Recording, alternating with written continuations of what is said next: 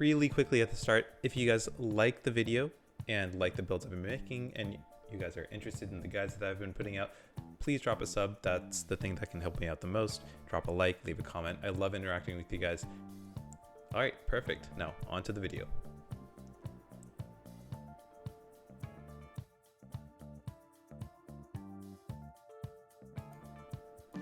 Hello everybody. So in my last build, I was playing a Void Spellblade and was having a lot of fun. It was a build based around Lament of the Lost Refuge, and I was doing a ton of damage.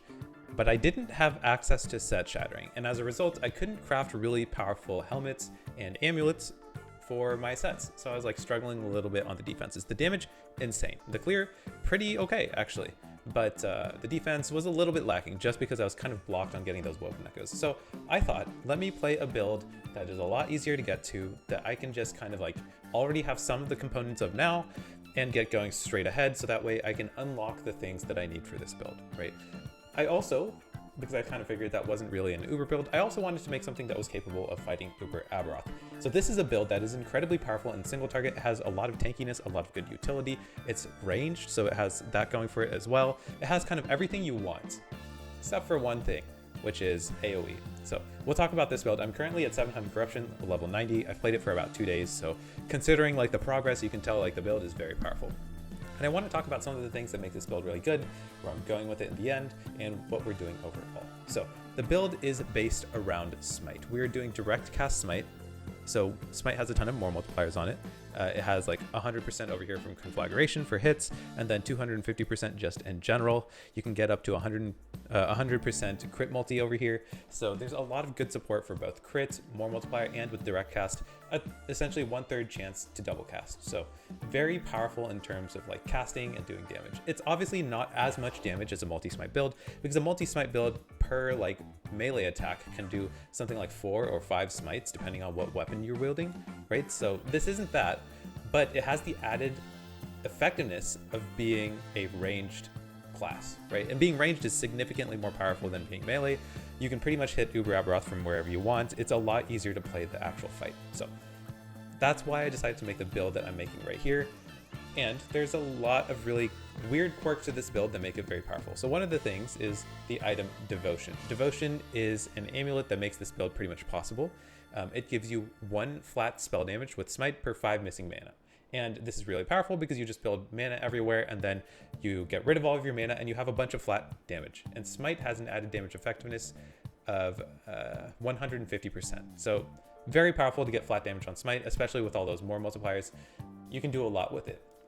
But there is a new staff that makes it even more powerful, and that staff is Spirit Xylem. So Spirit Xylem is a staff that gives you from 3 to 6 health and mana per attunement. And considering Smite is already an attunement-based ability, so it scales 4% increased damage per point of attunement, now we also get mana based on our attunement.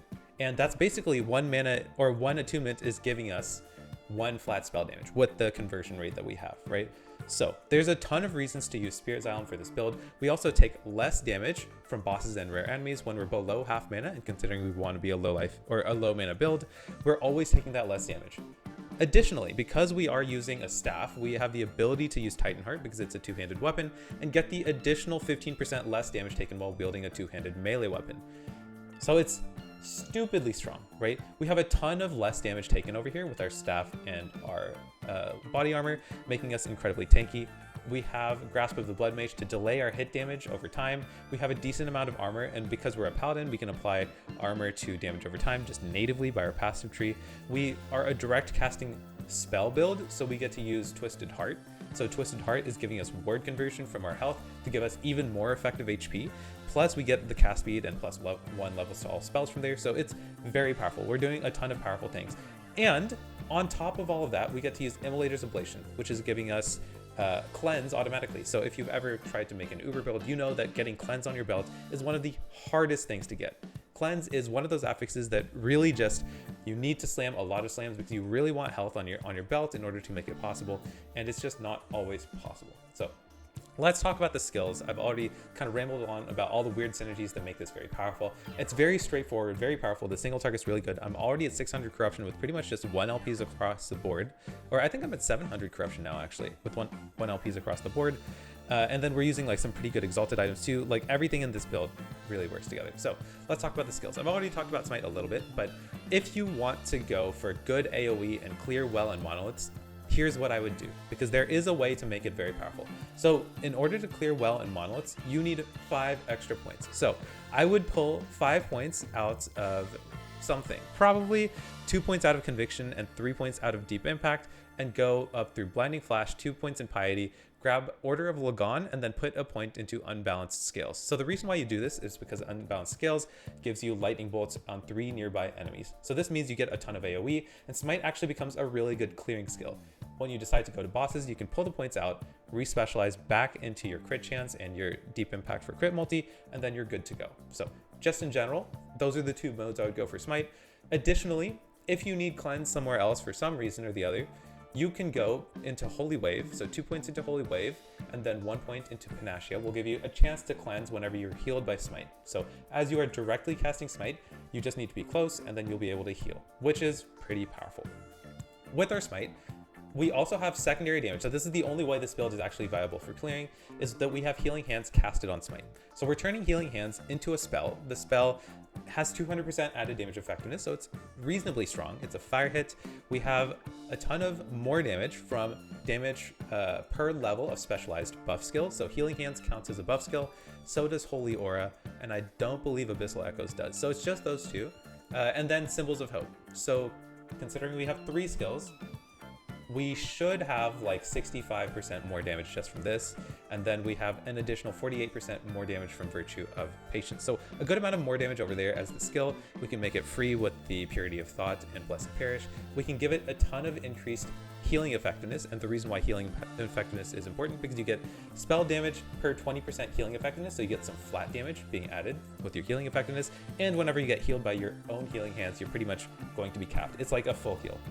Additionally, the real reason why you take Healing Hands is because you get access to Halted Scourge and Turn Undead. Both give you less damage taken from Undead, so necrotic and void damage respectively, and a little bit more damage to them from Healing Hands. But Healing Hands, of course, is not our primary damage skill. It's really just used for clearing packs because we have no good source of AoE, and this is the only source we have.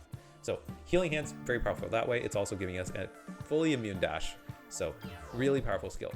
Symbols of Hope, we're doing the standard symbols with Tetragram and Polygram, and then all the things towards Empowering Symbols and Heavenly Justice for the more damage, or sorry, the increased damage and crit chance. So straightforward Symbols of Hope there. Abyssal Echoes, so this one's a little bit different. Because we're using Spirit Xylem, we get plus levels to attunement skills, so we have the option of going down towards Void Purifier to turn it into a fire spell, and then take Heavenly Gift to make a scale with attunement to give us those 3 extra points back. We do want to take Embrace the Darkness because while we are not using Nether Coating to its fullest, we're not getting the melee damage, right? Or we're not getting the melee attack speed. We are getting the 20% more damage to blinded enemies, so that's pretty good. Directly casting Abyssal Echoes is granting us this, so that's all you need. You don't actually need the Abyssal Decay buff, which you do need for damage over time stuff in the future. So that is the point of Abyssal Echoes. It's really there to shred all our mana with time compression, because we need to drop all of our mana in order to get all the damage out of our devotion. So we want time compression to use all the mana, and we really don't want to go into Abyssal Dispersion because we want that mana cost. And then finally, wherever we can get Armor Shred, we're happy. Rippling Corrosion is how we're getting it here. So a decent amount of Armor Shred over here, but it's nothing like crazy, just +5. And then Holy Aura, this is pretty straightforward. We want the crit chance and we want the crit multi because it's kind of hard for us to cap our crit. So we want to go there, we want the cast speed, and then I like going towards the poison resist. My build right now has like no poison resist, so this 20% is very useful for me. I'm doing 700 corruption just fine despite that, but like whenever I see a poison enemy, I have to be pretty careful. It also is a cleanse if you decide to activate Holy Aura, but we have cleanse from other places, and Holy Aura costs a lot of mana, so considering we're trying to manage our mana and stay very low cost most of the time, I'm not really ever casting this. Okay, so that's our skills. Let's talk about our passives. So super important for us. In Sentinel, we want to take all the usual suspects, but we don't want to put more than 1 point into Time and Faith. The reason is our Smite costs us 3 mana. If we have no points in here, then we will slowly lose mana. And we love losing mana. The only issue is that we don't want to ever go out of mana, or else we won't be able to cast our Smite. So rather than using time and faith, for 0 points, we're putting 1 point in here. Usually with most builds, we'll put 5 in here, but we can't sustain that level of mana sustain, so we don't want that many points. If you do decide to go the route inside of Smite where you turn it into lightning and get the lightning bolts with unbalanced scales, you can put more points into here just to make your mana sustain, maybe 1 more point. But I would not recommend putting more than 2 or 3 points if you go that route, because you still want to be relatively neutral in your mana. In order to get to our full 20 points, we're just putting the extra points into Vitality. For the rest of our points, we're putting them in the Paladin tree and the Void Knight tree. The Paladin tree is what's important, so we want all our points in Conviction and Defiance. Nothing really crazy here, except we want 1 point into Blinding Light to get the Electrify chance, and then eventually 5 points into Piety to get the more damage to electrified enemies, because, you know, they will have a stack of Electrify on them. Then we want Faith Armor for that increased armor. We want Prayer Aegis for the Endurance threshold per 2 attunement. We have a lot of attunement, so we're getting a decent amount of Endurance threshold here, and we like stacking attunement wherever possible. Then you want to cap out Reverence of Duality. This is normally something that you put a couple points in whenever you have the chance to, but we want to cap it out because we love the increased mana. So we do have 24% over here, which is very powerful for us. We also have 5 points into Covenant of Light to increase the effectiveness of Holy Aura and Symbols of Hope, and then 5 points into Covenant of Protection. Eventually, when I go against Uber, this will be 7 points because we like the armor mitigation applies to damage over time. And then we also have, right now I have 6 points into Dedication, but in the end game, you will have a full 10 points into Dedication just for the attunement and the increased mana. So that is the Paladin skill tree. So there's 6 more points for me to put in here. I'm level 90, so as I get a higher level, I'll go towards that. For the Void Knight tree, we want 5 points into Abyssal Endurance for the Void Res and Phys Res, plus the less damage taken from Void and Physical, because this is Aberoth's primary damage, so it's super important for us, and a lot of damage is Void and Physical in the game. Besides that, we want Devouring Blade. We don't really care about the melee stuff, and we're pretty okay on armor. If you want more armor, you can go into Sorrow and Steel, but otherwise, Devouring Blade is pretty decent. It gives a little bit of increased damage and a little bit of health leech. We don't have that much health leech, so the 0.5% is actually very valuable here. And then we put in 5 points into Void Corruption. This gives us increased critical strike chance, which is decent, and then some crit multi for points spent in Void Knight. So we get 15% crit multi from here and 50% crit chance, so it's decent. In the Paladin tree, I think I forgot to mention this, you want 5 points inside of Holy Precision. After you go the rest of your points inside of Covenant of Protection and Dedication, maybe you might want to take that up, or you can go into Dark Maw instead if you want some HP, which will give you increased health. So those are where you want your passive points. For your items, I've talked about it a lot already, but this build is a Spirit Xylem build. You want Spirit Xylem. So Spirit Xylem with cast speed is the most important thing, and the most important 2 lines of text on here is 6 health and mana per attunement. So I have a 4 health and mana per attunement. You want to get that up to 6. That's the most ideal thing. And then the bottom line where it says less damage taken from bosses and rare enemies while below half mana. So you want that to be closer to 20%. So those 2 are the most important things. Besides that, everything else is relatively not that important. +3 versus +4 to attunement skills is nice to get more points, but honestly, we can live without 1 point in attunement skills.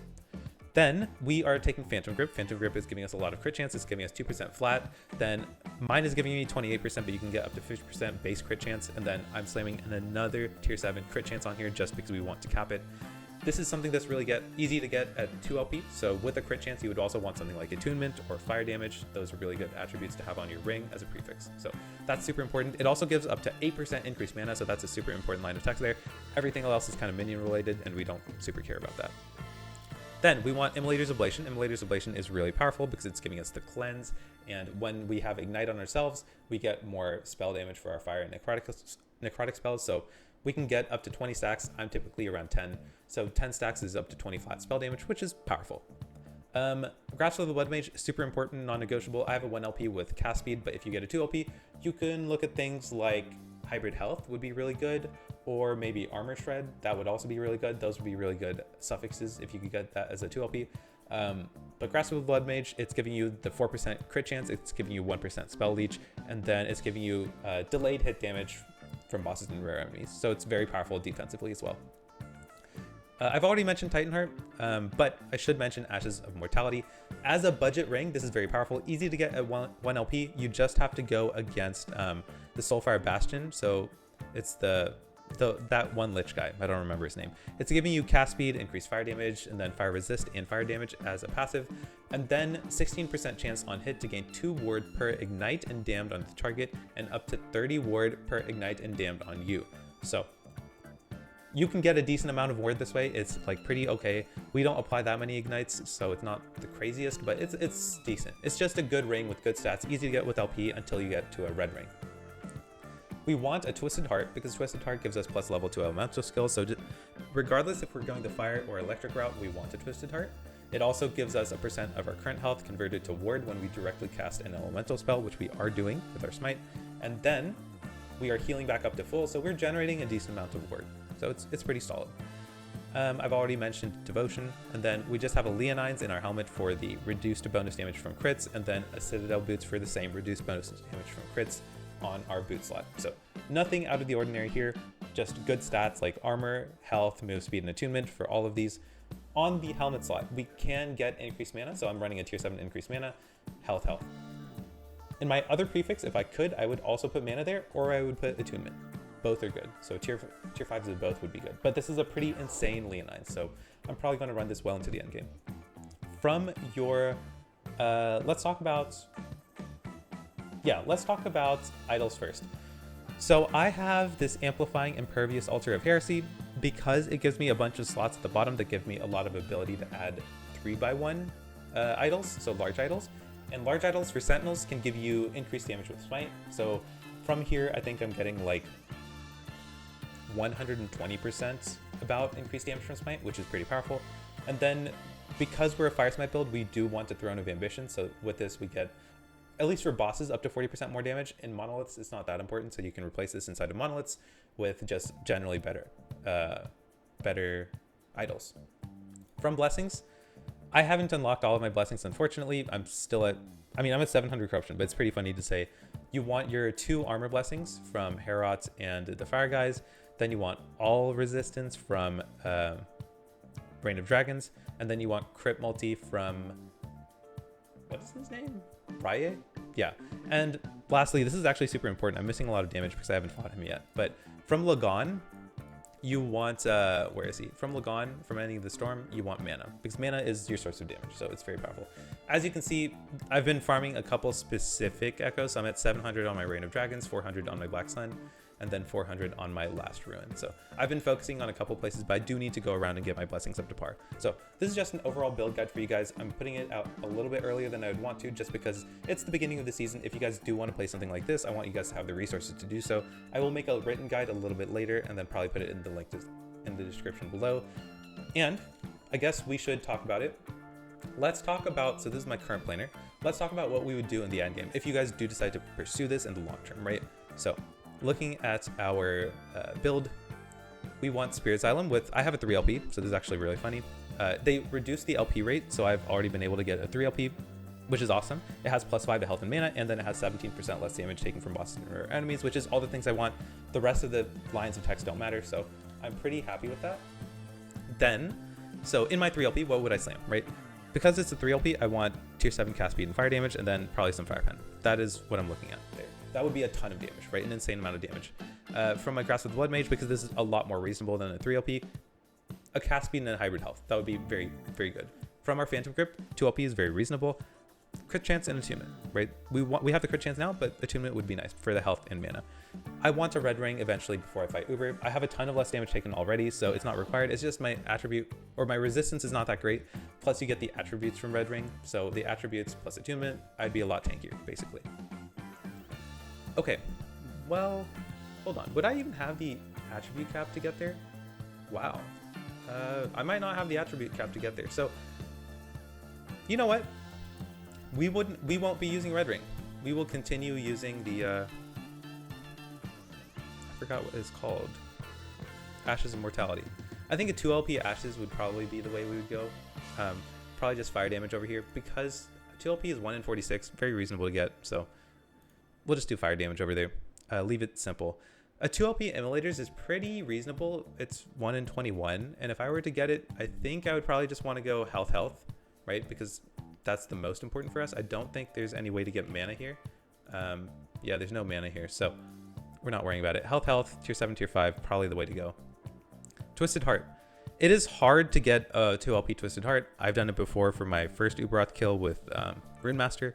So I do know it's possible. If I were to get one, I would put tier 7 Smite on there and hope to get a crit multi on there. Or if you ended up getting health, that would also be fine as a suffix. From our devotion, if I got a 2 LP, because 2 LP is pretty possible with 1 in 79, I would want to go for a tier 7 mana and a tier 5 armor shred. It's a little bit harder to get with 1 in 79, so I might need a couple of slams for this. This is a more long-term project. And then with everything else, literally it's the same Leonines, just with attunement on the helmet. So that's it. That's what I would change there. Same Citadel boots, just probably a tier 7 instead of a tier 6 attunement. So that's how I would do my build. I literally kept the idols the same. For my blessings, for sure over here, make sure to add mana. That would give you a lot more mana because you're getting a lot of flat over there. With this build, with this setup, I'm getting close to 1,600 mana, which is a lot of flat damage. Plus, with all the increased fire damage that I'm able to slam on there, I would have a ton of damage. So I'd be pretty happy with this build. I know the resistance isn't perfectly capped. I would probably just look for better idols, right? That's all I could do there. But I would still be happy if I could cap my physical and necrotic resistance. That's all I would need in order to do Uber. So that's what I'm looking at. Hopefully this is good enough for you guys to get started. Good luck, everybody, and I'll see y'all later.